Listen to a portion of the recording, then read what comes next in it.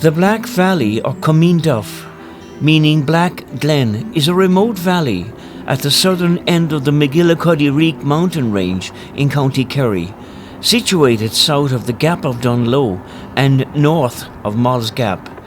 It is used as a southerly access into the Gap of Dunloe.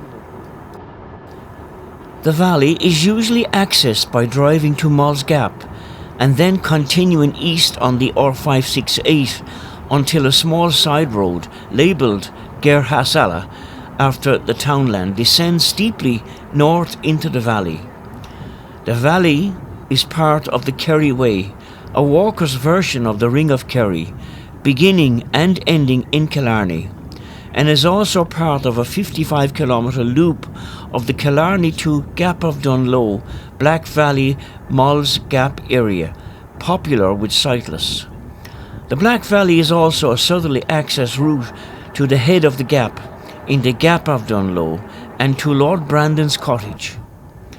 The Black Valley is also noted for being one of the last places in the mainland of Ireland to be connected to the electricity and telephone networks due to its remoteness, and all this happened in 1976. The Black Valley is situated 12 miles from the town of Killarney, between the McGillicuddy Reeks and the Gap of Dunloe.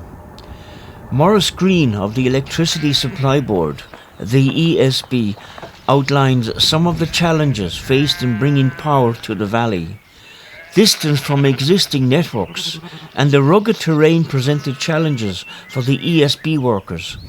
Overhead poles were being used to bring the electricity supply in. It is hoped that the 25 houses will be fully connected to the network by Christmas and the remainder early in the new year. One Black Valley resident and shopkeeper describes how life in the valley will change with the addition of an electricity supply. She is particularly looking forward to having a fridge to stock perishable goods. Life in the valley has been difficult without electricity, especially when it comes to washing laundry, which can take hours by hand. Well folks, I'm here in the Black Valley, and it's late in the afternoon, in fact it's late in the evening. The light is beginning to fade, and I'm trying to find my way out of here. This is the last place on the Emerald Isle that got electricity. So I'm here in the middle of wilderness trying to video a waterfall for you. So bear with me.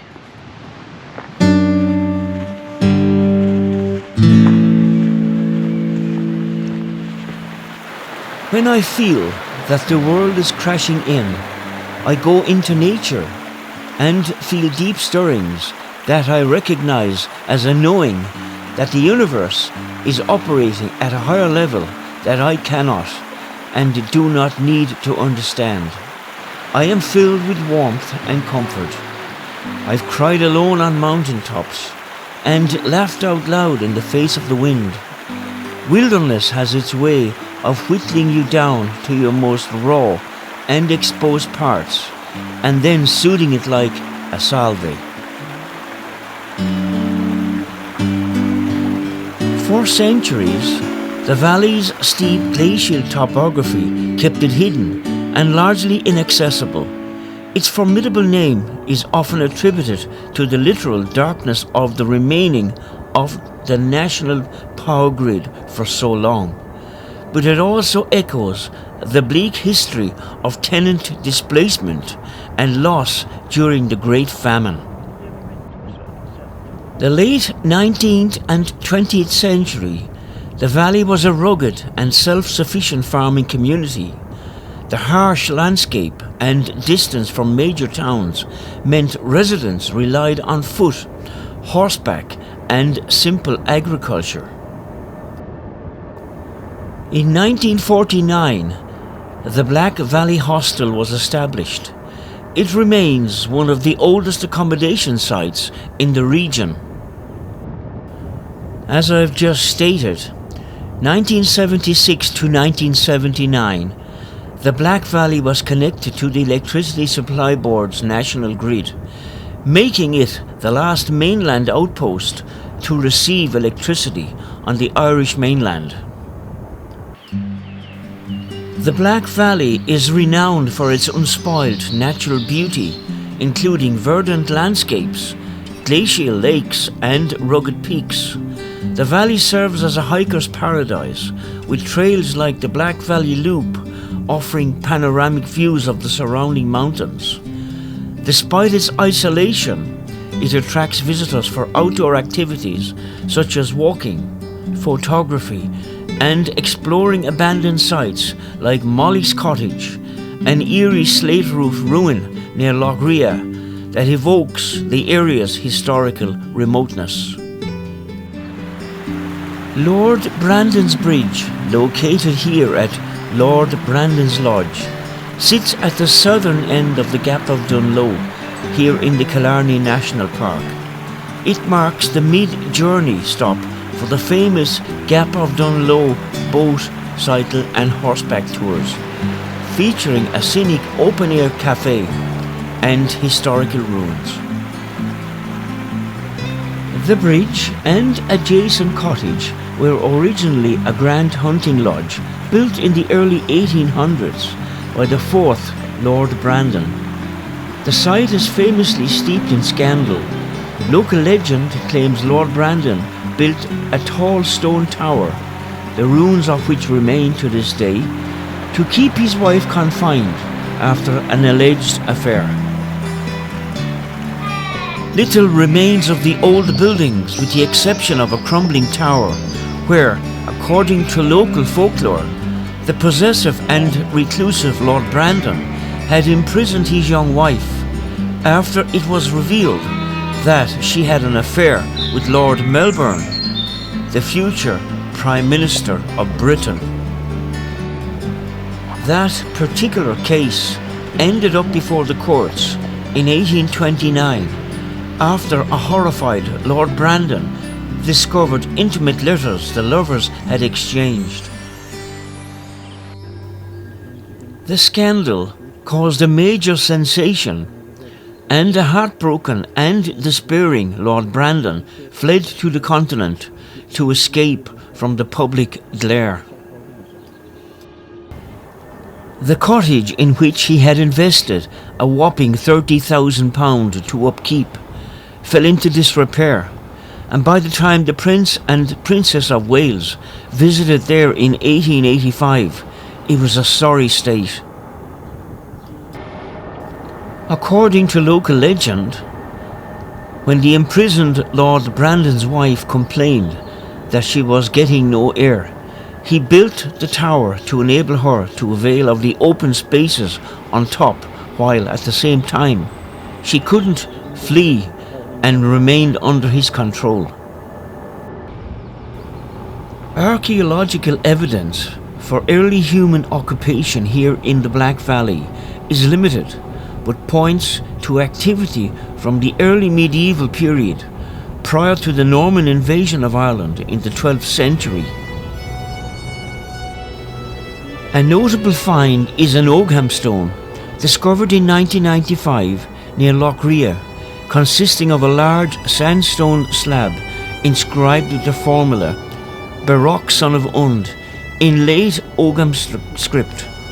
This artifact, dated to the late 6th or early 7th century AD, likely served as a marker for land ownership or commemoration, reflecting the use of Ogham inscriptions under Brehon law to designate territorial boundaries in areas without written records. Settlement in the Black Valley consisted of small scattered farmsteads distributed across townlands, a common pattern in early medieval and post-medieval Kerry, where communities maintained self-sufficient holdings amid rugged terrain. These farmsteads were occupied by local Gaelic families, often tied to broader clan structures in the region, such as Corcu Dula, an ancient tribal group associated with the Ivora area. The valley's isolation, exasperated by its position within the McGillicuddy Reeks, limited denser population growth, fostering a pattern of nucleated rural dwellings rather than nucleated villages. Historical records, including the 14th century papal documents referencing the parish of Killocan, encompassing parts of the valley, suggest continuity of such dispersed settlements from early Christian times into the medieval period. Traditional land use in the Black Valley centered on subsistence, agriculture and pastoralism, adapted to the valley's poor soils and high rainfall. Local families practice small-scale arable farming for crops like potatoes and oats, supplemented by sheep farming, which dominated due to the suitability of upland meadows for grazing. This Gaelic agrarian system persisted through the medieval and early modern periods, with farmsteads supporting mixed holdings of arable plots and common pastures. The area's remoteness influenced these practices, promoting self-reliance amongst resident clans and families. By the 19th century, land use patterns included small-scale peat cutting from local bogs for fuel and building materials, a widespread practice in Kerry's wetlands that provided essential resources for rural households.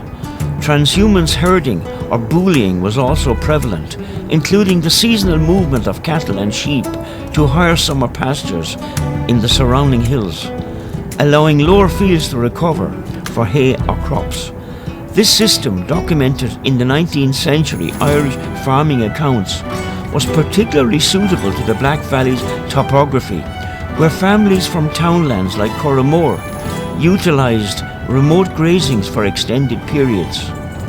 Such practices sustained the valley's population amid economic pressures like the Great Famine, emphasising communal resource management over intensive cultivation. The Black Valley's remote location in the McGillicuddy Reeks delayed major infrastructure projects until the latter half of the 20th century, when efforts to integrate the area with national networks began to transform its isolation. These developments primarily focused on essential utilities and access routes, enabling basic connectivity for the sparse population of farmers and residents.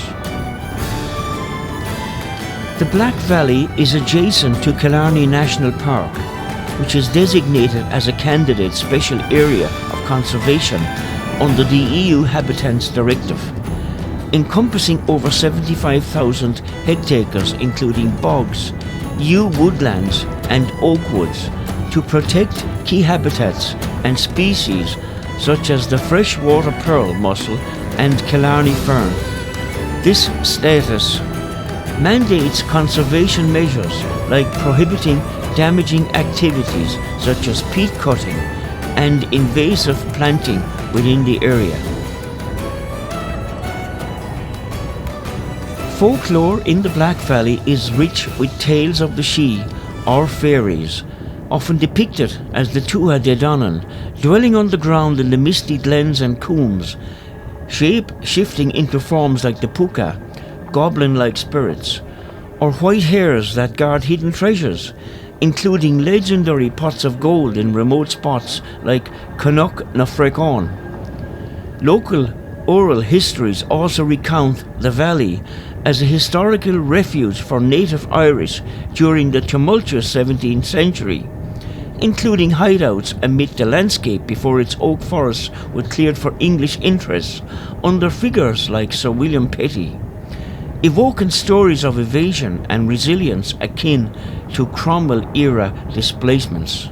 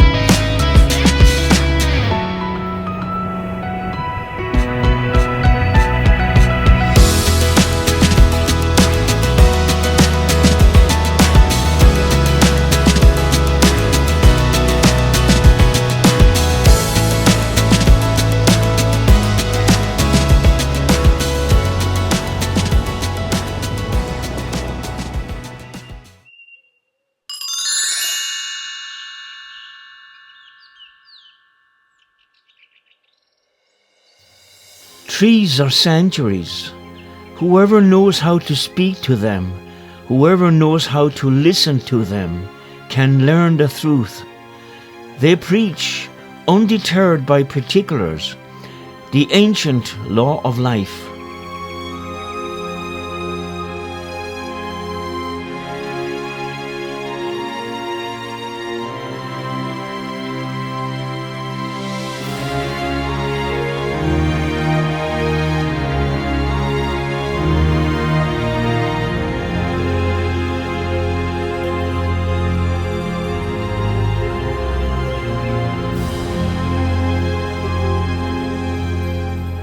If ever you come upon a grove of ancient trees, which have grown to an exceptional height, the loftiness of the forest, the seclusion of the spot, and your marvel at the thick unbroken shade, will prove to you the presence of deity.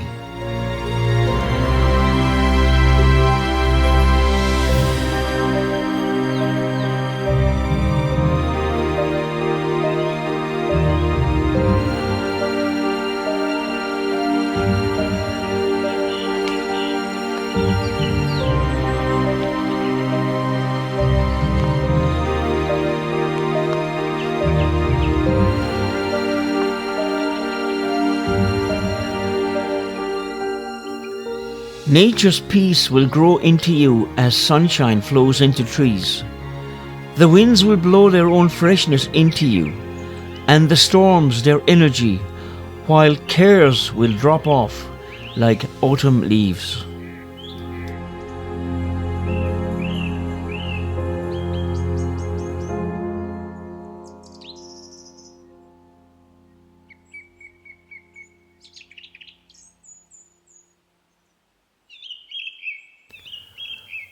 I think I could survive the disappearance of all cathedrals and churches in the world. I could never survive the disappearance of the woods I see every morning from my morning walks.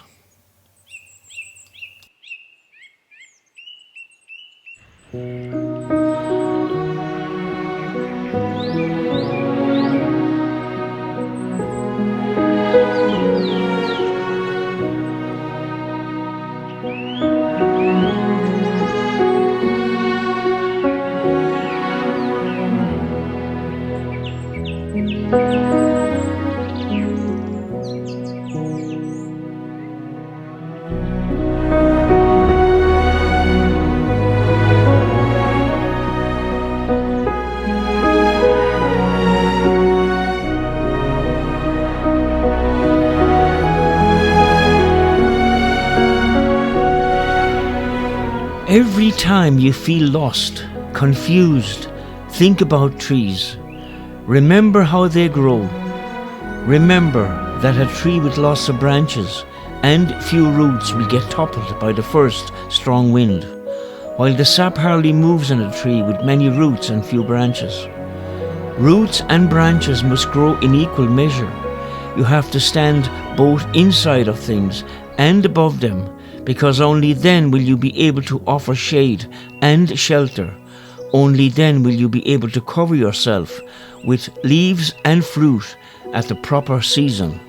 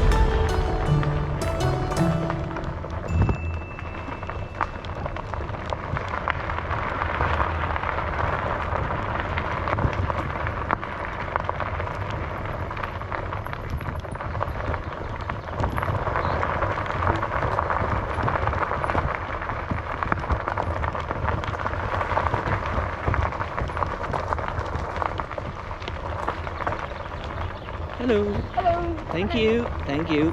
Thank you.